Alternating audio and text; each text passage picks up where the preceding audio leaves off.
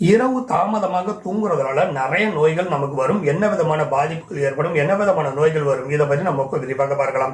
தினமும் இரவு தாமதமாக தூங்குவதை ஒரு சில பேர் வழக்கமா வச்சுக்கிட்டு இருக்கிறாங்க. அப்படிப்பட்டவங்களுக்கு இருதய நோயும் சர்க்கரை நோயும் கண்டிப்பா வருவதற்கு வாய்ப்பு இருக்கு.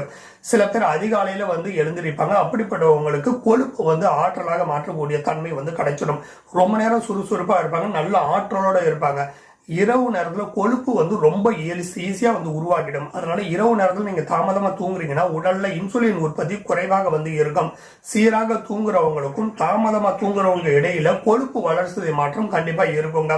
சோ உங்களுக்கு உறக்க குறைபாடு ஏற்படும். நீங்க லேட்டா தூங்குனீங்கன்னா தூக்கம் குறைவாக இருக்கிறது, பிபி ரத்த அழுத்தம் அதிகரிக்கிறது, ரத்த சர்க்கரையோட அளவு அதிகரிக்கிறது, கொழுப்பு அதிகரிக்கிறது. இதுவே இருதய நோயை ஏற்படுறதுக்கு முக்கியமான வழிவகை செஞ்சிடும். ஸோ அதனால லேட்டா தூங்குனீங்கன்னா இருதய நோய் வருவதற்கு வாய்ப்பு இருக்கு. உடல்ல இயற்கையான நேர முறையில குழப்பம் ஏற்படுது. இதனால இருதய துடிப்பு மாறுபடுது, ரத்த அழுத்தமும் மாறுபடுது. மன அழுத்த பிரச்சனை ஏற்படுதுங்க. தாமதமா தூங்குற பழக்கம் வச்சுட்டு இருக்கிறவங்களுக்கு மன அழுத்தத்தையும் ஹார்மோன்களையும் ஏற்றத்தாழ்வு பண்ணிடுது. ஸோ மாறி மாறி வருது, அது பிரச்சனையாக தான் இருக்கும்.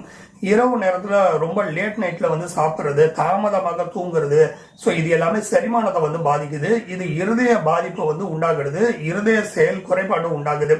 உடல் எடையை பல மடங்கு அதிகரிச்சிடுங்க. தாமதமாக தூங்குற பழக்கம் இருந்துச்சு அப்படின்னா அதிக நேரம் விழுத்து இருப்பீங்க. ஸோ அந்த மாதிரி இருந்தீங்க அப்படின்னா தேவையற்ற சிற்றுண்டிகள் சாப்பிடுங்க, ஜங்க் ஃபுட். இது இருதயத்துக்கு தீங்க விளைவிச்சிடும். தினமும் 6 மணி நேரத்துக்கு குறைவாக தூங்க கூடாதுங்க. குறைஞ்சபட்சம் ஒரு 8 மணி நேரம் வரைக்கும் தூங்கணும். அதுவும் நடுராத்திரி 12 மணி வரைக்கும் நீங்க தூங்காம இருந்தீங்கன்னா நிச்சயமா உங்களுக்கு ஆபத்து.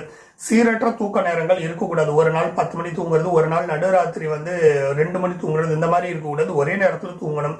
அதிக சோர்வு, எரிச்சல், மூளை மந்தம் இது போன்ற பிரச்சனை ஏற்படுத்திடும். இந்த மாதிரி மாறி மாறி தூங்குனீங்கன்னா தினமும் ஒரே நேரத்தில் தூங்குற பழக்கத்தை கண்டிப்பா வச்சுக்கணும். மொபைல் போனு, சோசியல் மீடியா இது எல்லாமே நைட்டு மிட் நைட் யூஸ் பண்றதை குறைச்சிக்கணும். இரவு உணவை எளிமையாகவும் விரைவாகவும் சாப்பிடணும். ஒரு 8 மணிக்கிட்டே சாப்பிடணும், அதுக்கு மேல சாப்பிடக்கூடாது. தூக்கத்திற்கு முன்னாடி கொஞ்சம் நடந்து போயிட்டு வர்றது, இந்த மாதிரி பண்ணலாம். சாப்பிட்டு கொஞ்சம் நடந்துட்டு அதுக்கப்புறம் தூங்கலாம். தாமதமாக தூங்கக்கூடிய வழக்கம் ஒரு சாதாரண விஷயம் அப்படின்னு நினைச்சு விட்டுருக்கோம். அந்த மாதிரி கிடையாதுங்க. இருதய சிக்கலுக்கு அதுதாங்க வழிவகுக்கும். ஸோ உறக்க நேரம் அப்படிங்கிறது இருதய ஆரோக்கியத்துக்கு ரொம்ப முக்கியம். சரியான நேரத்துல சாப்பிட்டு சரியான அளவுல தூங்குனீங்க அப்படின்னா நீண்ட நாட்கள் நோய் நொடி இல்லாம ஆரோக்கியமா உறுதியா இருக்கலாம்.